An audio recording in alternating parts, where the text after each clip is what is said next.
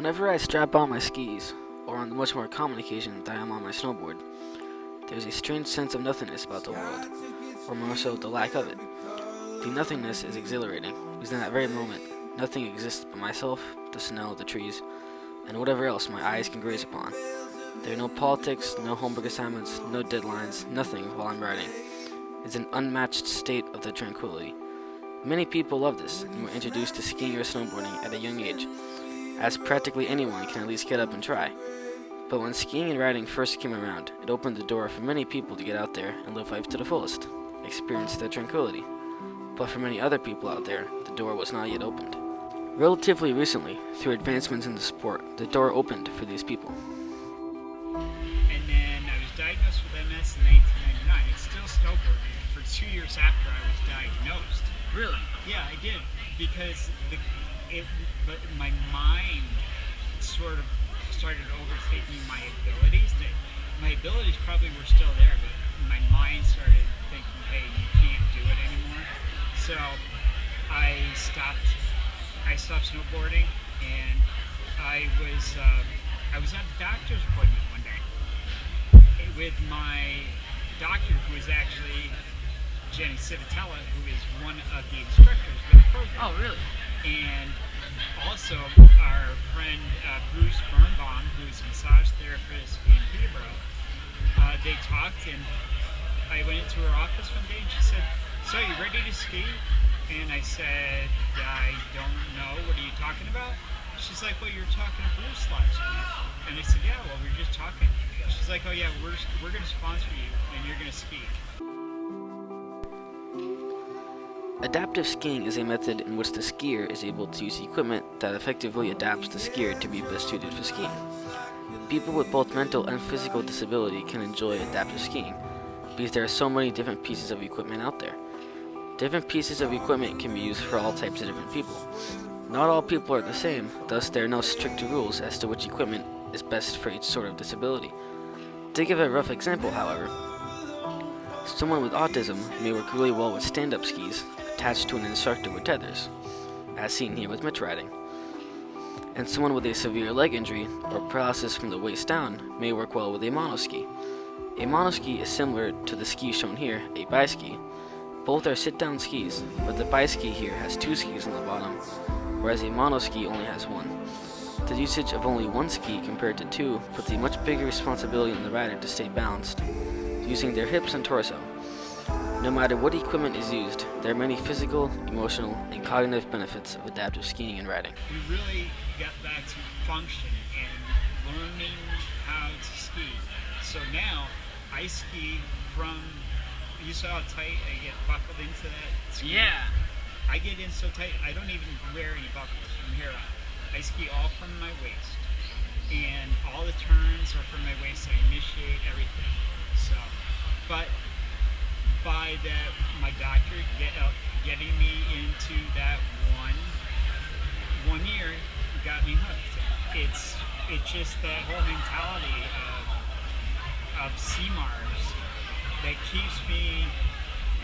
got me back in touch with, hey, I can still do it. Doesn't matter what my limitations are, because there's folks in the organization that are from Project Rehab that have worse limitations than I do. I have no problem with that. I love watching and I love skiing with them. I like skiing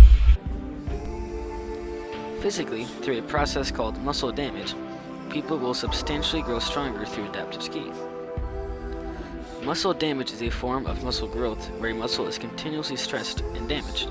This causes chemical reactions to take place in the muscle fibers, which results in the muscle not only repairing the damage, but also growing stronger, because part of this chemical reaction involves the addition of more muscle fibers in the muscle.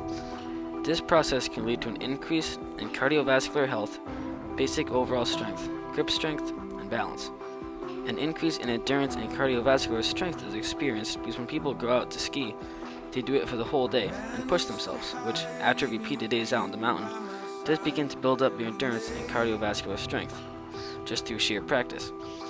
As the head, shoulders, hips, torso, and arms all practice working together, an increase in gross motor skills is also achieved. As for the smaller movements, the fine motor skills, these are enhanced by the use of either poles or outriggers like Corey has, as the arm, wrist, and shoulder work together to use the outrigger to help balance and steer. With all this physical strength also comes a mental strength too, as adaptive skiing can allow people to experience failure and success. And as pretty much everybody knows, you learn a lot from failing, not only about yourself, but about your failure. The process of failing can build character, mental strength, and perseverance. Because no matter what, you always gotta get back up, and you've always got quite a bit more mountain to ski down. And this experience can be just as, if not more rewarding than the failure was sad and painful. What is it you do? Are you a painter, an actor, a singer, an athlete? Perhaps you're even a fellow skier too. The ways in which we identify ourselves are oftentimes defined by what we do. And adaptive skiing can give people an enhanced sense of self-identity and pride. Because now they can say, I'm a skier, and they can make friends with and work together with people that say the same thing. It builds a sense of community, friendship, and a social structure that people can learn from when they join an adaptive skiing rad program. Because, we're just a big fan. Yeah, it was awesome skiing with the group today. Definitely was just awesome. We're just a family. Yeah. And we're out having fun. And that's where it's nice to be involved with the program because it allows people, the CMARS is in place to allow people with limitations to still do things. And then it also shows the public that see that the more that I get out and speak to people, shows that, hey, we are not just because you're in a wheelchair or something doesn't mean that you're not able to do these things. They can work together with either friends or instructors and learn new skills, and through practice this enforces the process of learning new skills altogether in general. This process of learning how to learn can lead to many cognitive benefits as the skier learns how to follow various skiing directions from his instructor. This can lead to enhanced direction-taking skills, an increase in communicative ability, and sequencing skills. Sequencing is the ability to perform various step-by-step movements without taking a break, and when done perfectly it is almost one fluid motion. Communication plays a role when discussing various successes and failures of the skiing, as one needs to truly communicate what they themselves thought of it. A level of substantial cooperation has to also be present between the instructor and skier. Communication is huge here when expressing either an understanding, frustration, or misunderstanding of the steps given. Even beyond the participation as an adaptive skier, there's a lot to be said for volunteering. There is something special about volunteering and something you're passionate about, and being able to help others experience the same passion you have. Because at the end of the day, a skier is a skier all in the same, just ripping down the mountain, having a great time.